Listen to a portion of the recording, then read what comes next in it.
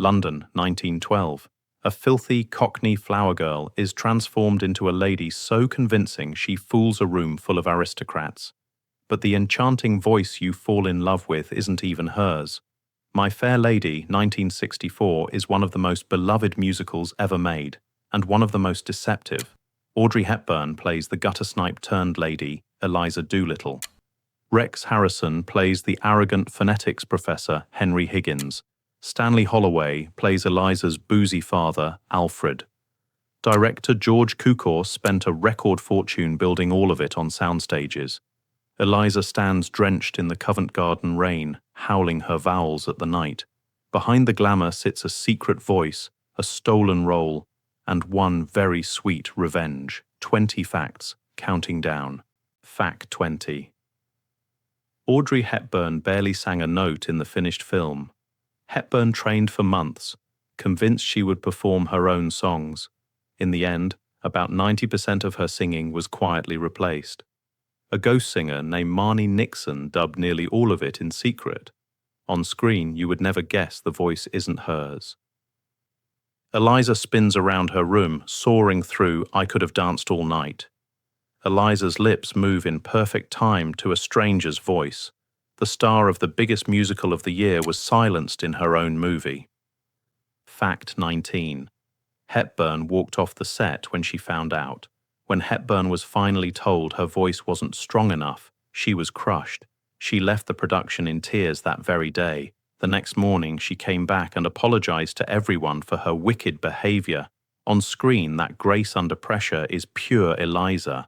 Eliza lifts her chin and endures Higgins's cruelty without breaking. Eliza turns humiliation into quiet, steely dignity. The most gracious star in Hollywood swallowed one of its cruelest insults. Fact 18. The ghost singer got no credit and no royalties. Marnie Nixon dubbed Hepburn's vocals for a flat fee and nothing more. Her name appeared nowhere in the film's credits. Nixon was the secret voice behind Hollywood's biggest musicals for years. On screen, her voice pours out of Eliza in every song.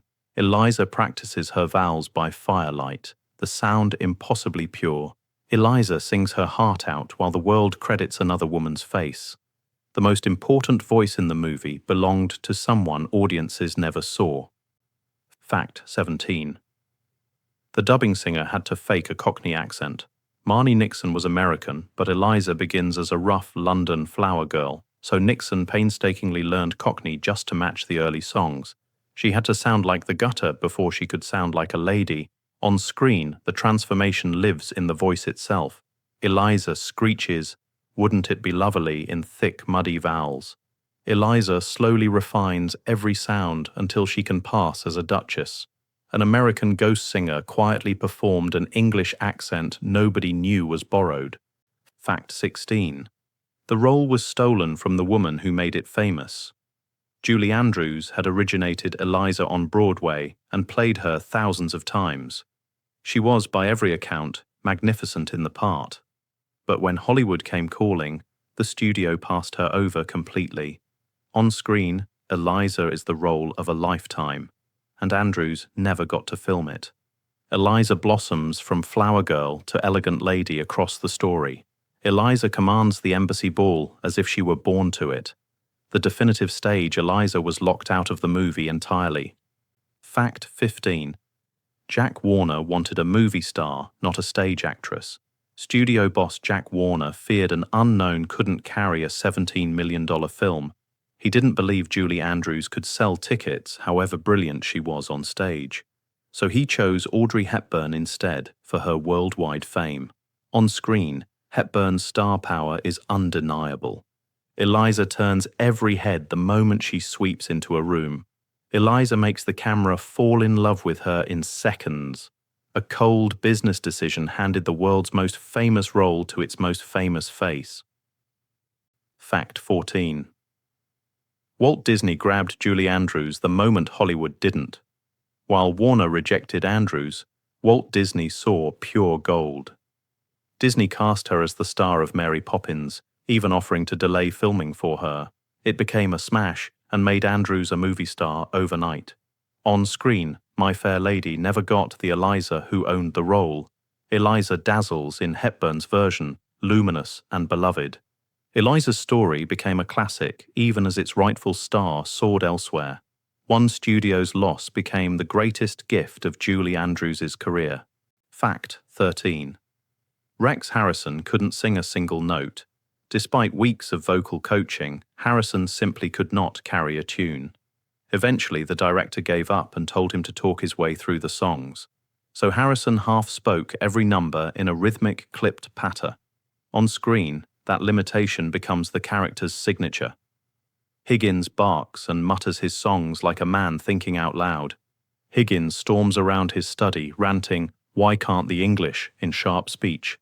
A man who couldn't sing delivered some of the most famous songs in musical history. Fact 12. Harrison refused to lip-sync, so they wired him for sound. Most musical stars pre-recorded their songs and mimed to playback on camera. Harrison flatly refused, insisting on singing live in every single take. To capture him, the crew fitted him with one of the first wireless microphones in movies. On screen, that gamble gives his songs a raw, spontaneous energy. Higgins improvises his rhythm differently in every breath. Higgins spits out his lines exactly as the mood takes him. A stubborn actor's demand pushed film sound into a whole new era. Fact 11. Harrison's hidden microphone picked up passing police radios. The wireless mic was tucked discreetly inside his neckties. Every so often it caught stray radio broadcasts from police cars driving past. Takes were ruined by chatter crackling out of nowhere. On screen, of course, only the finished magic remains. Higgins prowls his study, lost in his own booming certainty. Higgins lectures Eliza without a hint of the chaos behind the sound. A cutting-edge gadget kept accidentally eavesdropping on the local police. Fact 10. Cary Grant turned down Higgins with a stunning ultimatum. The studio's very first choice for the professor was Cary Grant. Grant not only refused the part, he issued a warning to Jack Warner. He said that if Rex Harrison wasn't cast, I won't even go see it. It was an extraordinary act of loyalty to another actor. On screen, the role is now unthinkable as anyone but Harrison. Higgins sneers, charms, and bullies his way through every scene. Higgins makes arrogance itself somehow irresistible. The biggest star in Hollywood insisted the part belonged to someone else. Fact 9. The movie cost a record-shattering fortune. Warner paid an unheard of $5.5 million just for the rights. The finished film cost around $17 million, a staggering sum for its day. It was one of the most expensive movies ever made at the time. On screen, every dollar is right there to see. Eliza descends a grand staircase into a ballroom dripping with chandeliers. Eliza moves through sets so lavish they feel like a living painting. A colossal gamble bought some of the most opulent images in movie history. Fact 8. Every set was an illusion built on a soundstage. Not a single frame was shot on location in London. Covent Garden, the Ascot racecourse, the elegant townhouses, all of it was fake. Designers built the entire city of 1912 inside Warner Brothers studios. On screen, the artificial world is dazzlingly convincing. Eliza sells her flowers in a Covent Garden that never existed. Eliza watches the horses at an Ascot conjured entirely from plaster and paint. A whole vanished London was raised and lit under a California roof. Fact 7. The costume designer barely showed up except to photograph Hepburn. Cecil Beaton designed the film's spectacular costumes and sets, but Beaton and director George Cukor, once close friends, feuded bitterly on set. Beaton reportedly appeared mainly to take endless photographs of Hepburn, stealing her from rehearsals. On screen, his designs are breathtaking anyway. Eliza stuns the Ascot crowd in a sweeping black and white gown. Eliza glides into the ball in a shimmering white dress fit for royalty. A designer at war with his director still dressed one of cinema's most beautiful films. Fact 6. Freddie's beautiful voice was secretly dubbed too. Eliza's lovesick admirer, Freddie, sings a tender ballad out on her street. The role went to Jeremy Brett, later famous as television's Sherlock Holmes. Astonishingly, Brett's singing was dubbed as well, even though his real voice was lovely. On screen, the swooning romance sounds flawless. Freddie lingers outside Eliza's door, serenading the pavement she walks on. Freddie pours his heart out in a voice that isn't his. Even the film's most romantic song came from a hidden, uncredited throat. Fact 5. One actor died just hours after finishing his scene. The Grand Embassy Ball was among the very last sequences filmed. A veteran actor named Henry Daniell played the ambassador presiding over it. He completed his final scene, then died of a heart attack that same day. On screen, he presides over Eliza's greatest triumph. Eliza sweeps past him, a flawless counterfeit duchess. Eliza dances through the ballroom that became a dying man's last performance. The film's most glittering night was quietly one actor's very last. Fact 4. Hepburn insisted her scenes be filmed in order. Hepburn was surrounded by stage veterans who had performed the show for years. To hold her own, she asked Cukor to shoot her scenes in sequence.